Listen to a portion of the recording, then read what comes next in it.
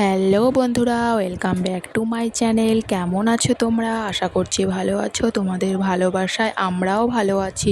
তো আজকে হচ্ছে শুক্রবার। এটা হচ্ছে শুক্রবারের ভিডিও। তো সম্পূর্ণ পুরো ভিডিওটা দেখো, আশা করছি তোমাদের ভালো লাগবে। তো দেখো, ঘুম থেকে উঠে রোজ দিনের মতন আমি আমার গোপাল সোনাকে পুজো করে নিয়েছি।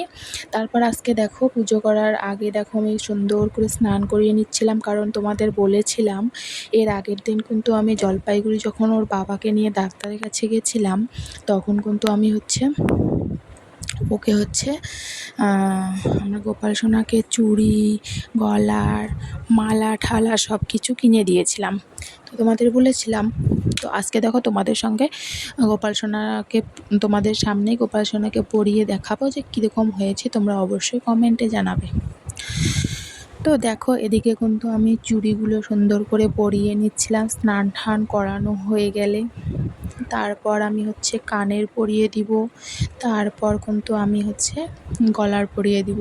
তো সবাই সম্পূর্ণ ভিডিওটা দেখো, আশা করছি তোমাদের খুব ভালো লাগবে। আর ভালো লেগে থাকলে অবশ্যই আমার চ্যানেলটি সাবস্ক্রাইব করে দিও, আর আমার গোপাল সোনাকে একটু তোমরা ভালোবেসো প্লিজ। তো দেখো, এদিকে দেখো আমি সুন্দর করে কানের পরিয়ে দিয়েছি, চুড়ি পরিয়ে দিয়েছি, মালা পরিয়ে দিয়েছি। তারপরে কিন্তু আমি চুল পরিয়ে মাথায় মুটুক দিয়ে আসনে বসিয়ে দিয়েছি, আর সাথে দিয়ে দিয়েছি গোপাল সোনার বাঁশি। তো তারপরে কিন্তু আমি সমস্ত পূজা সেরে নিয়েছিলাম সুন্দরভাবে। প্রসাদ টসাদ দিয়ে দিয়েছিলাম। তারপরে ভোলানাথকে আমি জল অর্পণ করে দিয়েছিলাম। যেহেতু এটা হচ্ছে শ্রাবণ মাস, সেহেতু কিন্তু ভোলানাথের মাথায় জল আর বেলপাতা না দিলে হয়ই না। তারপর দেখো, আমি এদিকে ঠাকুর পূজা করে নিয়ে কিন্তু রান্নাঘরে চলে এসেছি। আর এগুলি চায়ের বাসন। আর সকালে চা টা খাওয়া হয়েছে, সেই ভিডিও স্কিপ তোমাদের সঙ্গে নেওয়া হয়নি। যেহেতু এখন আমার যেহেতু আমার এখন আমার শাশুড়ি বাড়িতে নেই, সেহেতু কিন্তু সমস্ত বাড়ির কাজ আমাকেই করতে হচ্ছে। আমার শাশুড়ি গেছে কিন্তু চোখের ছানি অপারেশন করতে, মানে আজকে যাবে। তো দেখো, আমি কিন্তু সম্পূর্ণ বাড়ির কাজ নিজে হাতে একাই করছি। তার জন্য কিন্তু আমি ঠিকঠাক ভিডিও স্কিপগুলো নিতে পারছি না। আর আমার যখন মঙ্গলবারে ওই ক্যামেরা স্ট্যান্ডটা আনবে, তখন কিন্তু আমি সম্পূর্ণ ভিডিও তোমাদের সঙ্গে ভালোভাবে শেয়ার করতে পারবো। তারপর দেখো, এদিকে সকালে চায়ের বাসন টাসন মেজে আমি কিন্তু এদিকে ফ্রেশ হতে চলে এসেছি, কারণ আজকে সকালে একদমই সময় পাইনি। আর যেহেতু মেয়েকে স্কুলে নিয়ে যাব, সেহেতু আমিও চুলটা একটু ভালোভাবে আঁচড়ে নিয়ে সিঁদুর টিঁদুর পরে নেব। জানি এগুলো সকালেই পড়তে হয়। তোমরা অনেকেই কমেন্ট করবে, কি বলো তো, সকালে একদমই সময় হয় না। শুধু ঠাকুর দেওয়ার সময় ঠাকুরের সিঁদুর একটু কপালে পরে নেই, ব্যাস এইটুকুই। আর তারপরে কিন্তু আমি চায়ের বাসন টাসন মেজে ঠেজে তারপরেই কিন্তু বেশিরভাগ দিন আমি সিঁদুর পরতে আসি। তো দেখো, এদিকে তোমাদের সঙ্গে কথা বলতে বলতে আমার চুলটাকে ভালোভাবে বেঁধে নিলাম। আর এরপর কিন্তু আমি সিঁদুর পরে নিয়ে রেডি হয়ে নিব। আর মেয়ের আছে স্কুল, মেয়েকে স্কুলে নিয়ে যেতে হবে, কারণ মেয়ের আজকে পরীক্ষা আছে। তো মেয়ের পরীক্ষা যেহেতু 11টা থেকে 12টা 15 অবধি, সেহেতু তাড়াতাড়ি ছুটি হয়। তো তাড়াতাড়ি করে কিন্তু আমি রান্না করতে পারিনি একদমই, মেয়েকে পড়ানো ছিল। তো তার জন্য কিন্তু আমি বাড়ি এসেই রান্না করেছি। মেয়েকে নিয়ে এসে তারপরে কিন্তু মেয়েকে আগে স্কুলে নিয়ে গেছি, তার আগেই রান্না করেই রেখেছি। তো এদিকে আজকে আমি রান্না করব, 2টা মাছের টুকরা ছিল আর ডিম ছিল। সেটাই ভাবলাম কি কচু দিয়ে রান্না করি, ছোলা কচু দিয়ে। যার জন্য ছোলা কচুগুলোকে কিন্তু আগে আমি ভাপ দিয়ে নিয়েছি। তারপর কড়াইয়ে জিরা ফোড়ন দিয়ে পেঁয়াজ আর লঙ্কা দিয়ে ঢাকা দিয়ে দিয়েছি। ভালোভাবে ভাজাভাজি করে নিয়ে তারপর কিন্তু আমি এখানে ছোলা কচুগুলোকে দিয়ে দিব।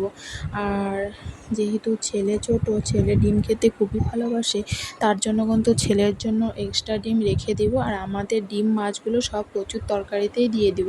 এবার তোমরা অনেকেই বলতে পারো যে কচুর তরকারি থেকে ডিম খায়। আমিও জানি খায় না, কিন্তু আমরা তো বাড়িতে সেরকম কেউ নেই, তার জন্য আমি দিয়ে দিই। এবার যখন বাইরের কোনো লোক আসবে, তখন তো আর দিব না, তাই না? তখন তো আলাদা আলাদা করেই রান্না করব। আর নিজেদের লোকরা কিছুই বলবে না, খাওয়া দিয়ে কথা, তাই না? তবে হ্যাঁ, একটা জিনিসের সৌন্দর্য আছে। কী করব বলো? যখন বাড়িতে ছোট বাচ্চা থাকে তখন একদমই সেই সময়টা হয়ে ওঠে না যে আলাদা আলাদা করে রান্না করার। এই যে আমার একটা ছোট বাচ্চা আছে, তারপর একটা মেয়ে আছে, এদেরকে সামলে যে কাজকর্ম করে যে রান্না করছি, এটাই আমার কাছে অনেকটাই মনে হয়। তারপরেও যে ভিডিও মানে নতুন করছি আর কি। তো এটাকেও মনে করো সময় দিতে হয়, এডিট করার ব্যাপার থাকে। এই সময়টা কিন্তু একদমই আমার হয়ে ওঠে না। তার মাঝখানেও কিন্তু আমি একটু সময় বের করে নেই তোমাদের সঙ্গে ভিডিও শেয়ার করার জন্য। তো তোমরা প্লিজ একটু ভালোবাসা দিও আমাকে। তোমাদের ভালোবাসা পেলে জানি আমি অনেক দূর যেতে পারবো। তো তারপরে দেখো কিন্তু আমরা রেডি হয়ে রান্নাবান্না করে রেডি হয়ে কিন্তু চলে যাচ্ছিলাম মেয়েকে স্কুলে দিতে। মেয়েকে স্কুলে দিয়ে তারপরে কিন্তু আমি চলে এসেছি পাশে একটা বাড়িতে। ওই বাড়িটা কিছুক্ষণ বসে থেকে কিন্তু আমি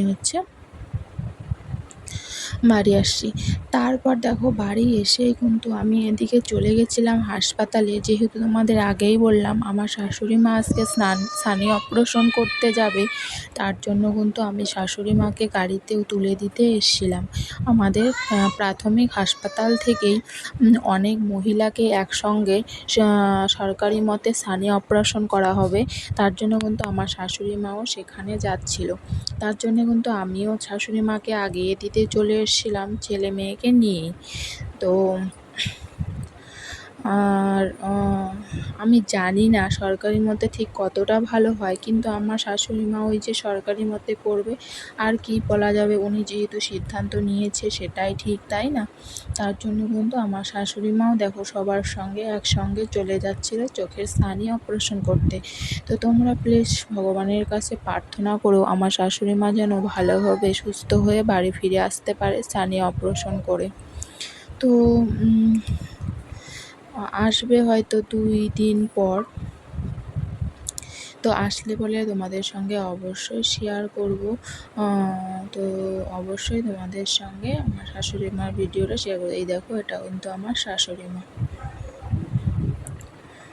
তো ভিডিওটা আর বড় করব না, এখানেই শেষ করছি।